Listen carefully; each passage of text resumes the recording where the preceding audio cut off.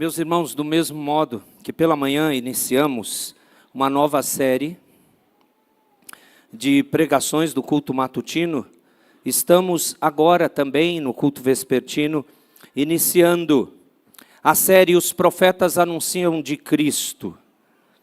E eu peço que você abra comigo no profeta Miqueias, capítulo de número 5 do profeta Miqueias. O texto messiânico mais conhecido deste profeta, Miqueias capítulo 5. Com temor e tremor diante, mais uma vez, da palavra de Deus, mas com reverência, com atenção. Há muito tempo eu não tenho mencionado isso, então, se você como eu traz o celular, coloque ele no silencioso, para que realmente não haja um toque desnecessário e você perca a atenção.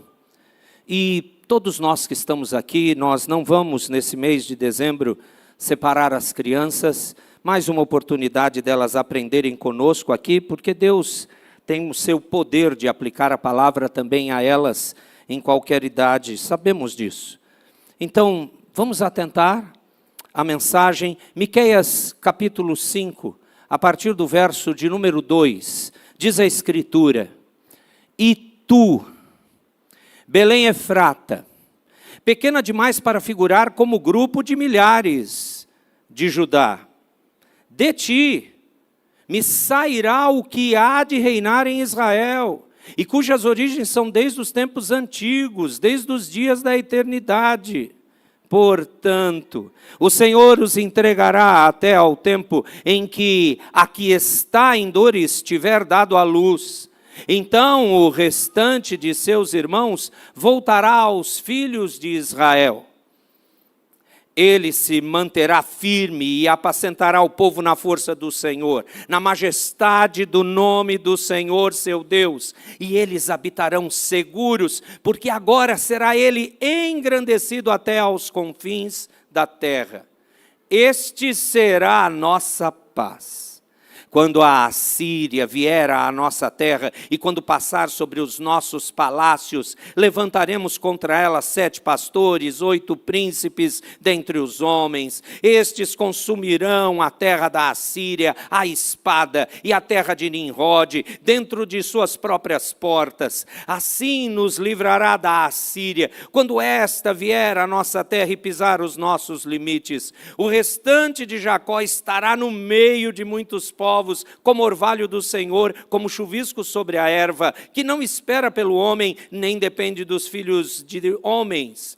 O restante de Jacó estará entre as nações, no meio de muitos povos, como um leão entre os animais das selvas, como um leãozinho entre os rebanhos de ovelhas, o qual, se passar, as pisará e despedaçará, sem que haja quem as livre. A tua mão se exaltará sobre os teus adversários, e todos os teus inimigos serão eliminados. E sucederá naquele dia, diz o Senhor, que eu eliminarei do meio de ti os teus cavalos, destruirei os teus carros de guerra, destruirei as cidades da tua terra, deitarei abaixo todas as tuas fortalezas, eliminarei as feitiçarias das tuas mãos, não terás adivinhadores, do meio de ti eliminarei as tuas imagens de escultura, as tuas colunas, e tu já não te inclinarás diante de obra das tuas mãos. Eliminarei do meio de ti os teus postes ídolos, destruirei as tuas cidades, com ira e furor. Tomarei vingança sobre as nações que não me obedeceram. Essa é a inerrante e infalível palavra do Senhor. Que o Santo Espírito tenha misericórdia de nós e nos ensine. Um autor escreveu dizendo: Miqueias é um profeta trabalhoso, complicado.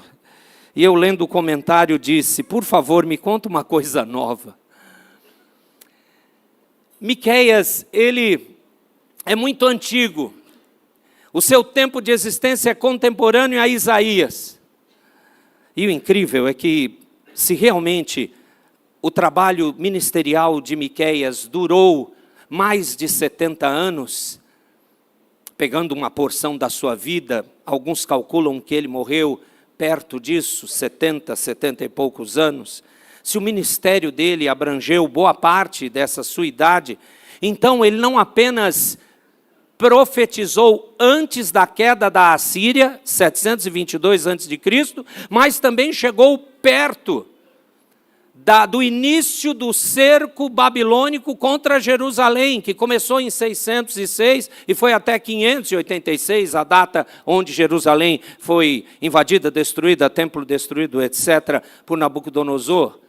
Esse período, se realmente abrangeu o ministério dele, então, dos 100 anos que separam praticamente, 70 deles ele profetizou e viveu. Miqueias. É fácil se perder na mistura dos discursos e de julgamento e salvação que Miqueias fala. Aliás, por mais que nós conheçamos Miqueias capítulo 5, Mateus relembra esse texto no momento oportuno do seu evangelho.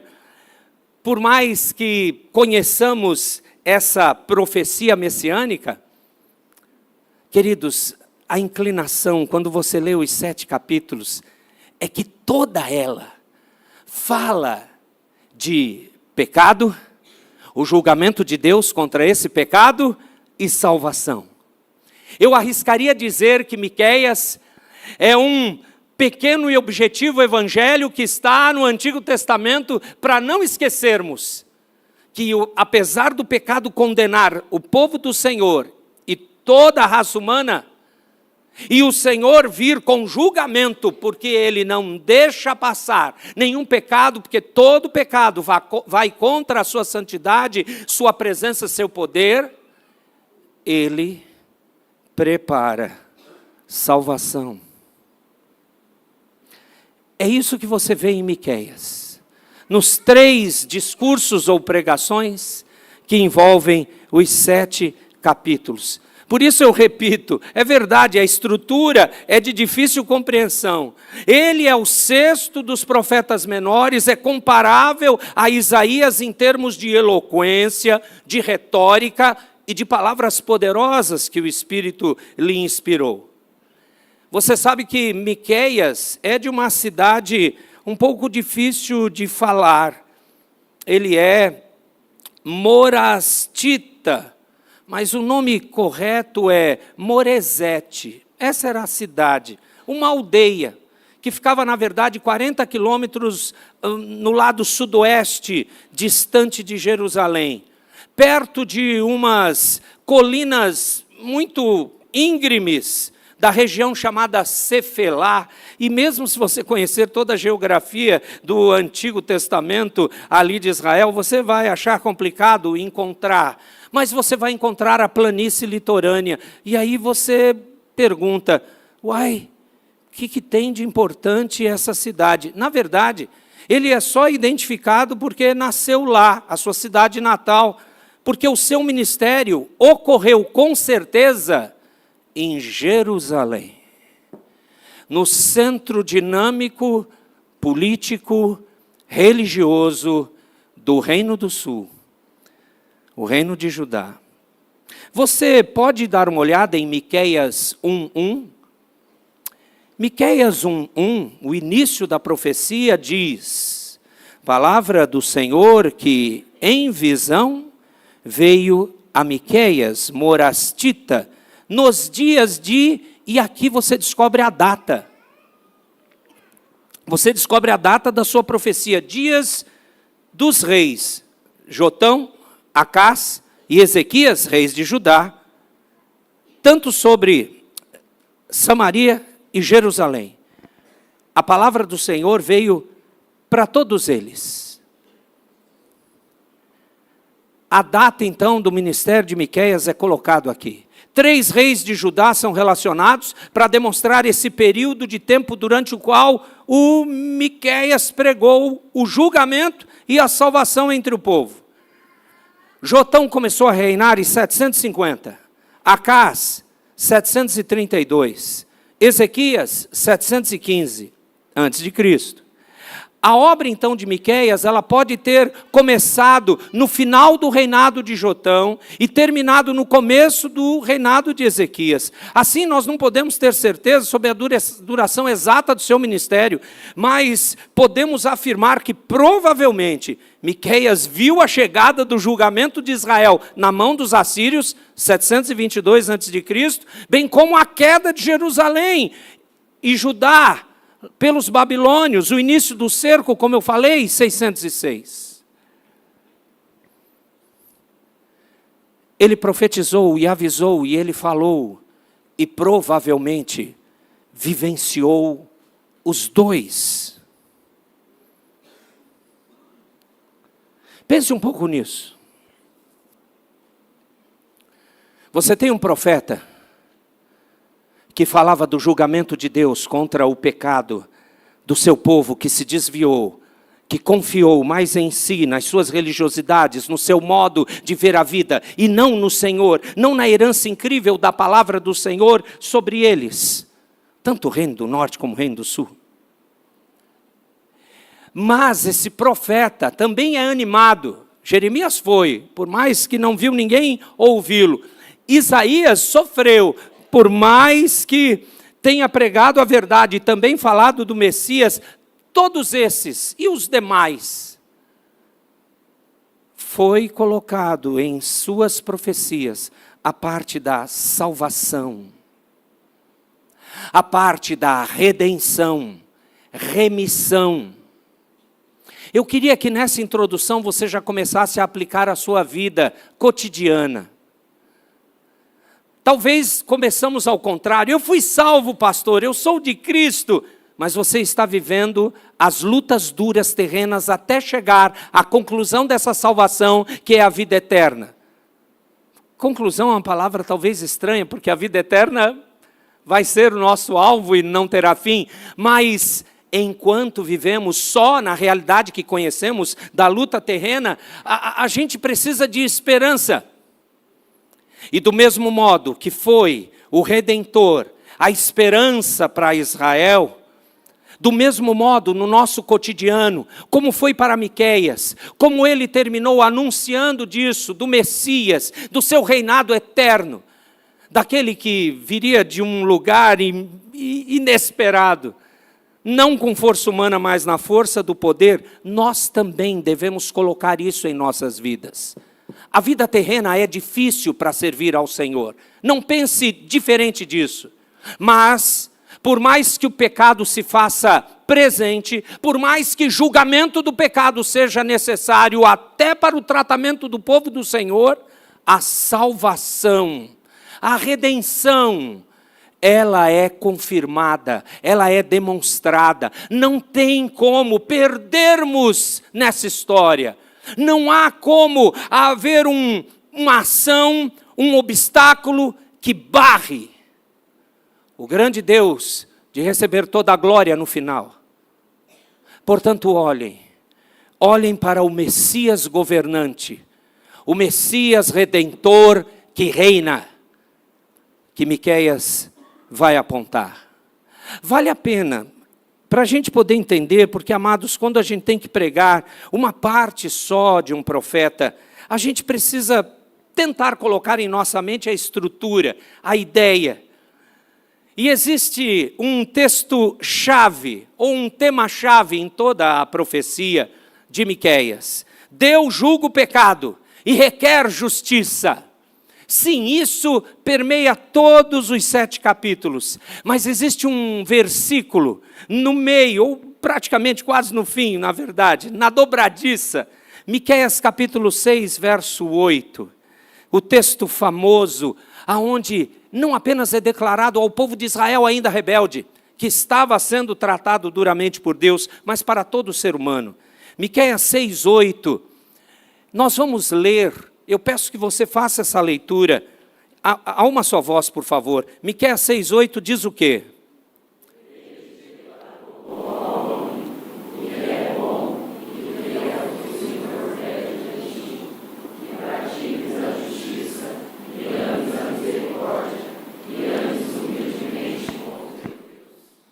Repare que isso é resultado do tratamento do Senhor no pecado, do povo dele desviado e de todas as demais nações que ele faria se render aos seus pés. E sabe o que é interessante? Nesses 7 capítulos existem 3 mensagens. Acompanhe comigo. Miqueias 1, verso 2, começa com a palavra: ouvi todos os povos, prestai atenção à terra e tudo o que ela contém, e seja o Senhor Deus testemunha contra vós outros, o Senhor desde o seu santo templo. Aqui vai começar o primeiro discurso, a primeira pregação.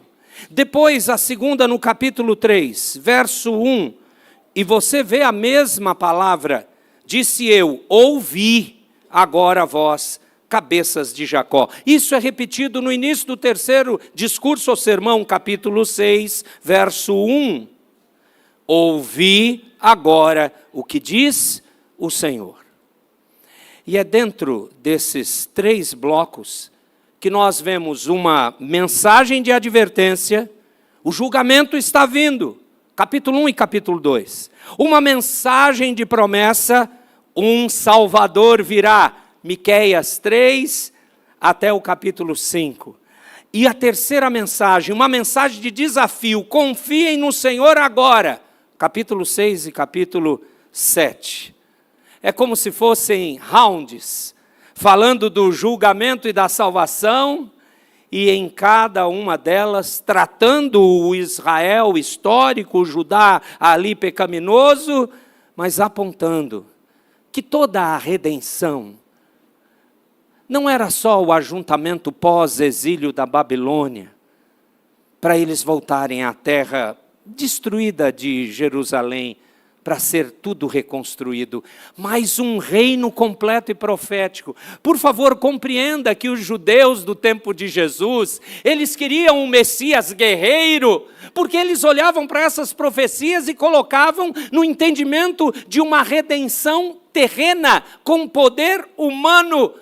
Eles não entenderam Miqueias. Veja o seu privilégio. Hoje você pode entender e aprender que esse reinado perfeito, esse domínio sem nenhuma ação maligna, dominadora, que nos quebra, que nos escraviza, virá para todo o Israel.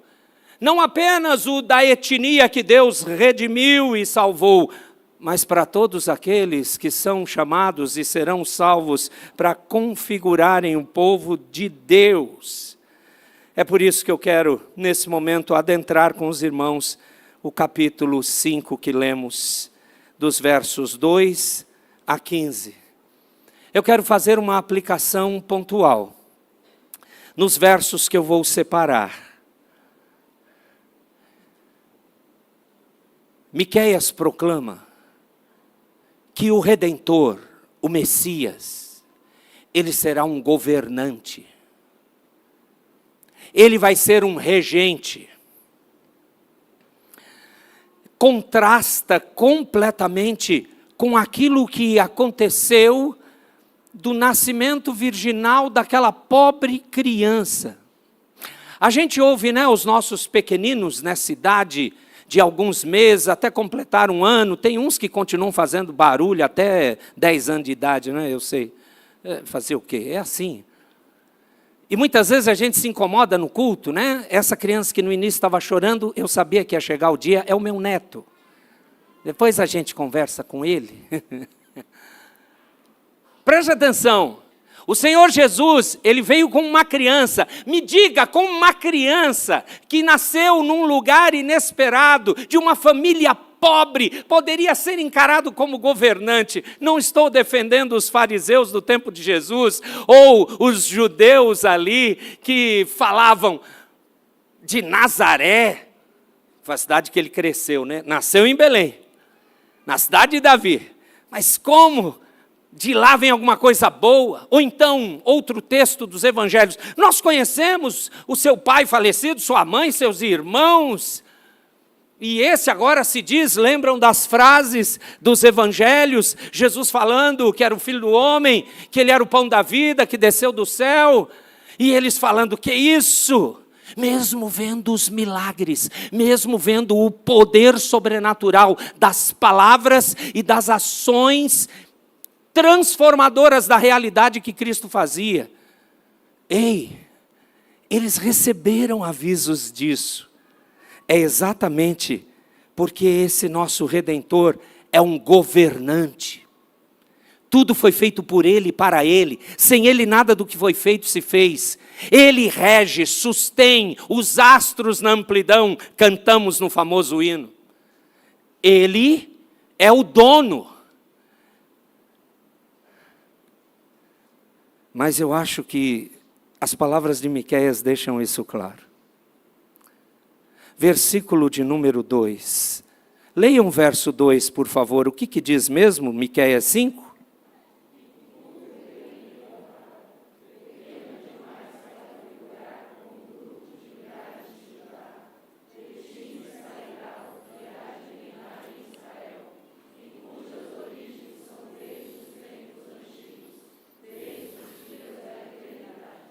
Preste atenção, só nesse verso 2. Miqueias está dizendo, ele vem como um governante, reinar em Israel. Ele vem de antes do tempo. Dê uma olhada, as suas origens são desde os tempos antigos. Ele, portanto, é divino, porque é desde os dias da eternidade. Só tem um que é chamado o Eterno no Antigo Testamento. O Eterno é Deus, então ele é divino. E ele vem da linhagem e cidade de Davi, Belém Efrata. Cidade simples, a casa do pão. Como pode? Mas ali nasceu Davi. É da linhagem de Davi que foi prometido, aquele que ia sentar no trono do povo do Senhor e reinar absolutamente. Veja o versículo 3, por favor. Portanto, o Senhor os entregará até ao tempo em que aqui está em dores de dores tiver dado à luz, então o restante dos seus irmãos voltará aos filhos de Israel. Repare que esse verso 3 fala que ele nasce de mulher em trabalho de parto, até aquela que vai ter o seu filho, até que ela dê à luz. Por que essa menção aqui? Sim, é Maria. Sim, é o nascimento virginal. Isso é uma prova do Antigo Testamento para que o Novo Testamento não tenha dúvidas. Veja o verso 4, leiam por favor.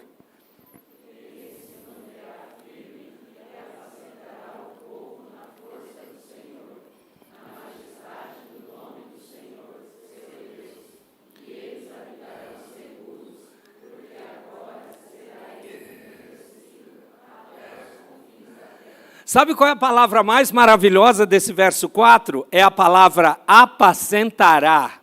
Porque você só apacenta ovelhas. Porque ele será o grande governante, pastor, rei. Ele é aquele que vem abrir os portões, os currais ou procurar as perdidas e trazer para o seu curral a sua salvação. É exatamente isso, ele abre esses portões, ele permanece firme para governar, dirigir e servir. Veja, manterá firme, apacentará o povo na força do Senhor, na majestade do nome do Senhor, seu Deus. Qual vai ser o resultado? Habitar seguro. Habitar seguro. É evidente que aqueles do tempo de Miqueias, eles sentiram, amados, eles sentiram que, puxa, será mesmo? Imagine que esses leram depois da ação da Assíria, porque a Síria é manifestada aqui, aparece aqui. Um grande poderio foi os dos assírios antes da Babilônia e, portanto, após a Babilônia, os persas. Os assírios, aqueles que viram em 722 Samaria, capital do Reino do Norte, ser tomada e levados cativos para a Assíria, aqueles de Israel, do Reino do Norte, eles devem ter visto isso e quando que vamos receber essa habitação segura?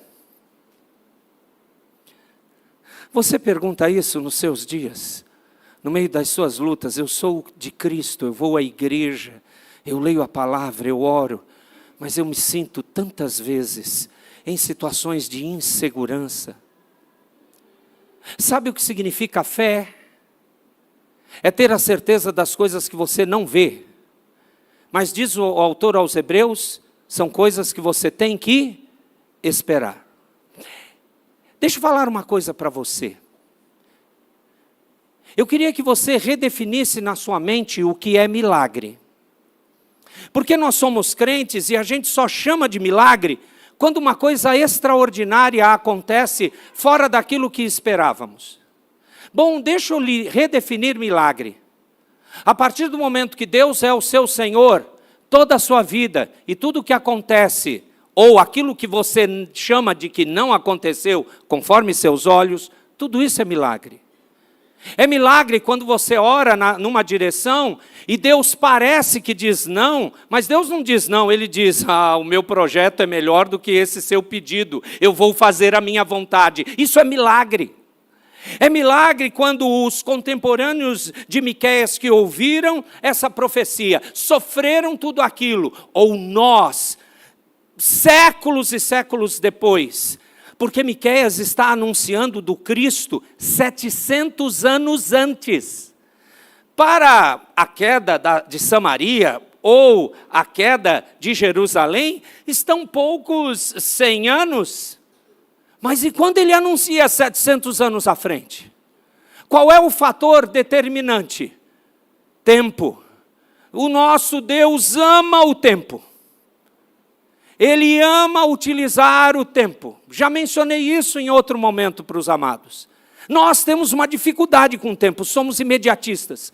Conversando com um dos nossos irmãos que trabalham com os mais jovens da nossa igreja, ele tentando me explicar, pastor, é uma geração on demand, é na hora, tem que acontecer.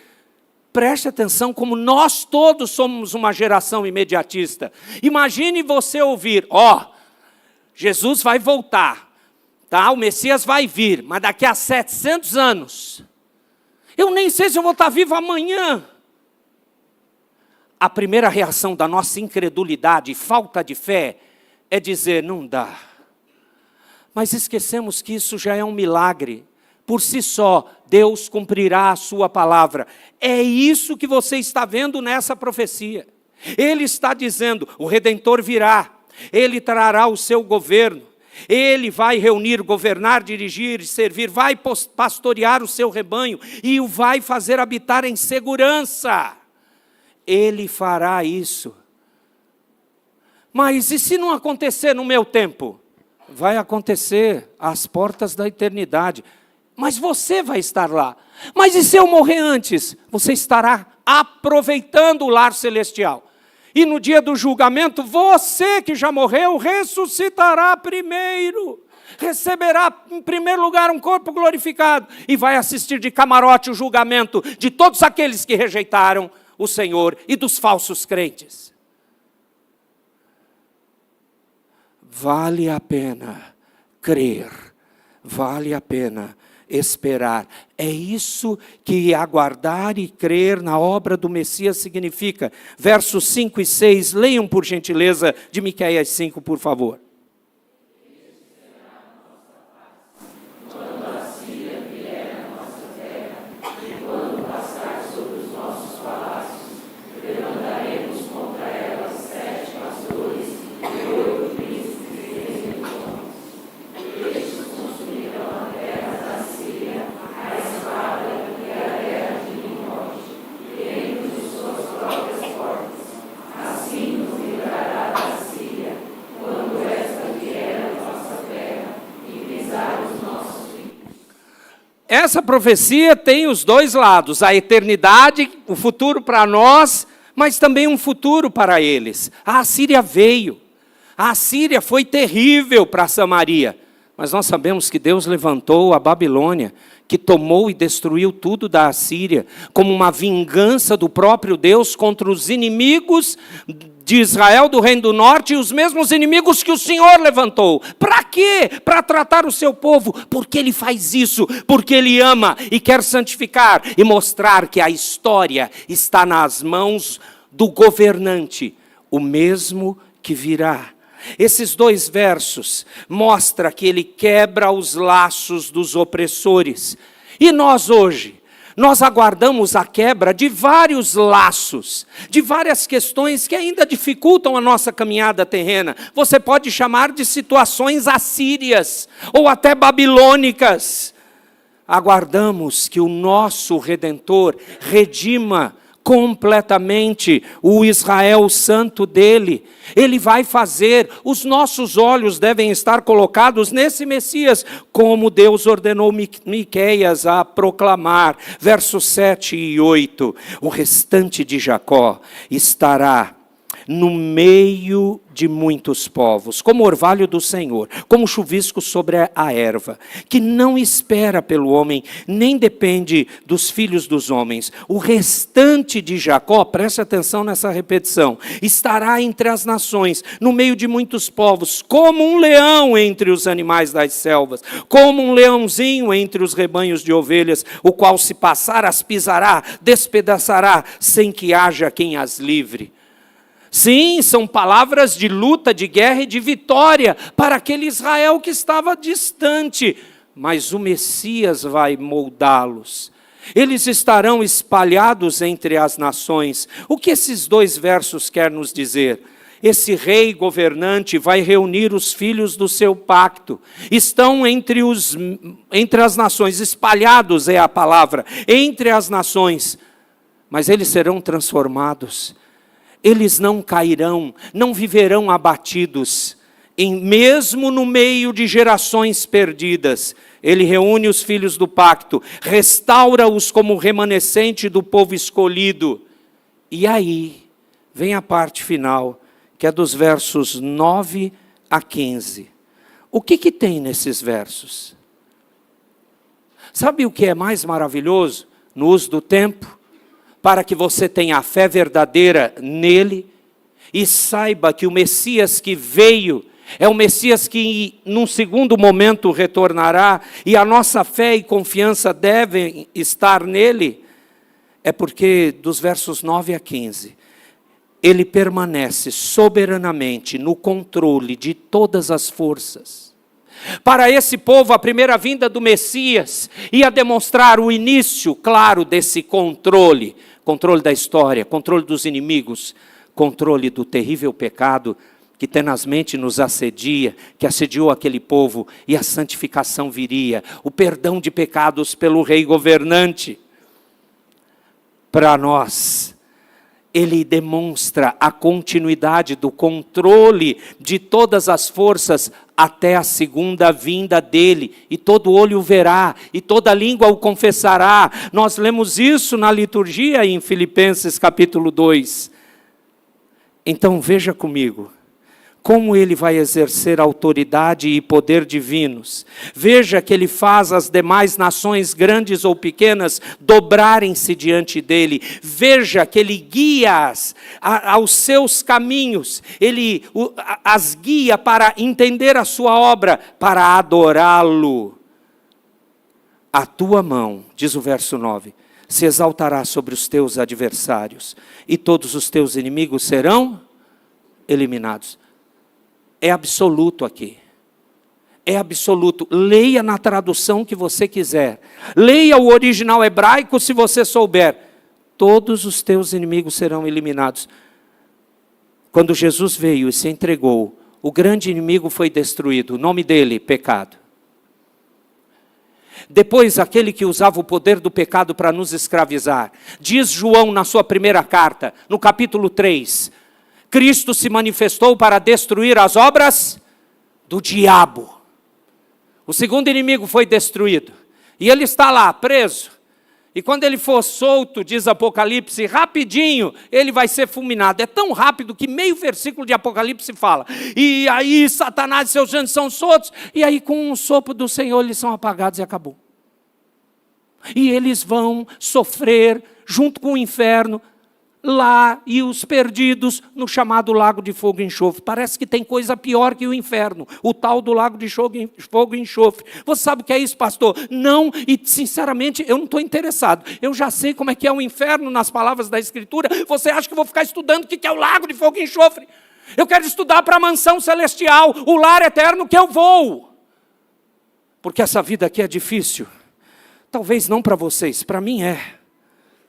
Mas o Senhor reina, e Ele vai cumprir isso do verso 9. Dê uma olhada no verso 10, e sucederá naquele dia, diz o Senhor. Amados, aquele dia é o dia da redenção final. Então, portanto, Miqueias mistura as duas vindas, o nascimento, a vinda do governante, e a execução completa do seu governo, a sua segunda vinda. E sucederá naquele dia, diz o Senhor, eu eliminarei do meio de ti. Preste atenção na sequência do que vai ser eliminado.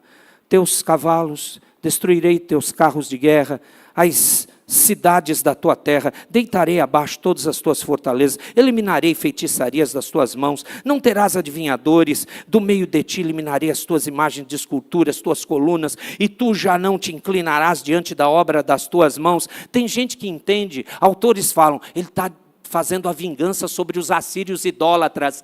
Não! Quem eram os idólatras aqui? Quem tinham abandonado o caminho do Senhor? Quem estava crendo que mais poderoso eram as suas ideias e projetos do que confiar em Deus? Quem? O povo do Senhor. Ele está dizendo, eu vou eliminar todo o pecado. Verso 14, eliminarei do meio de ti os teus postes ídolos, destruirei as tuas cidades.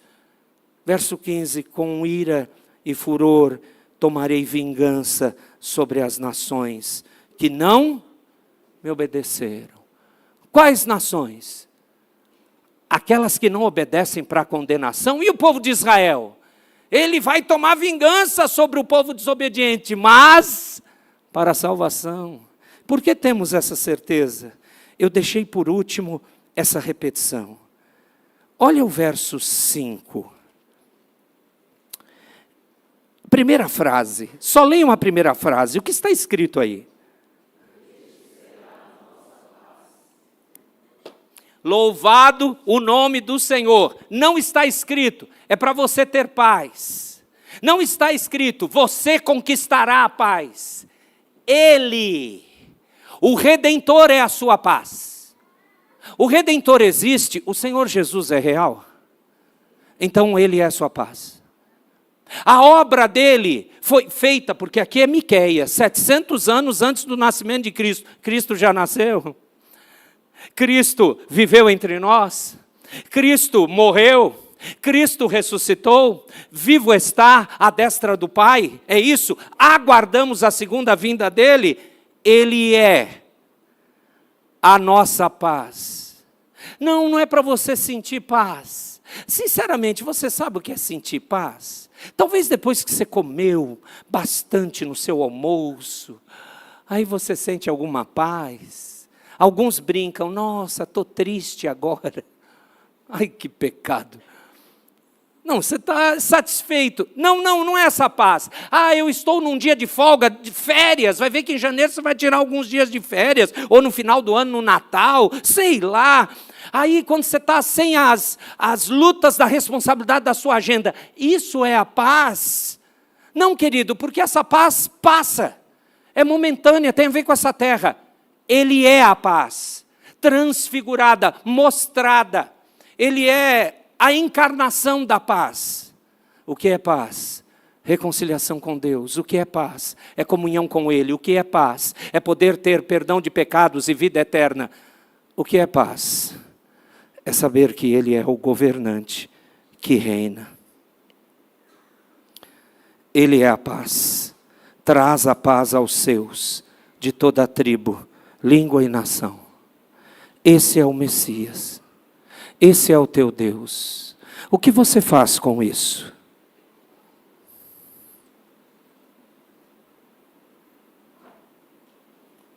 O que você faz com isso? Nós vamos encerrar o culto e você vai embora. Vai voltar para o cotidiano da sua vida, se Deus quiser. Tem semanas próximas que a sua agenda, como a minha, está lotada. O que saber sobre essa certeza do Messias governante tem que te trazer? Tem que te trazer paz. Ele é. a sua paz, tem que te trazer segurança. Ele governa. Mesmo que pareça caos ao seu redor e aonde os seus olhos alcançarem, Ele governa. Ele redimiu o seu povo e estabelecerá a sua eternidade sobre nós. Eu sei disso. Sabe quando você descobre que sabe uma coisa? Quando você vive essa coisa. E eu descobri que todos os dias, eu e vocês, precisamos lembrar de quem é o Messias governante. Para a gente viver em obediência a Ele. Para sermos animados a cada manhã que Ele nos der vida. Para cumprirmos os seus propósitos. E não acharmos que servir a Ele, que obedecê-lo, que conhecer a sua palavra é um peso. Não. É a única razão de alegria. Não esqueça de quem é o teu Messias governante. Ele cumprirá todas as suas promessas na nossa vida. E você vai poder descansar nele. E a eternidade, claramente, acontecerá. Isso é fé. É certeza de coisas que eu ainda não estou vendo. Mas elas vão acontecer. Porque quem faz a promessa, quem fez a promessa, é fiel. Eu posso não ser algumas vezes, ou todas elas, mas Ele é fiel. Fiquemos de pé.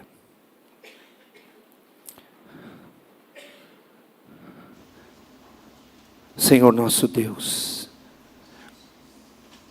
um pedido nessa última oração. Conforme a realidade da Tua palavra, cumpre Tuas promessas na nossa vida. Ajuda-nos na nossa falta de fé. Faz-nos olhar para o nosso Redentor, Teu Filho, Messias governante. No nome dEle é que clamamos por isso. Amém.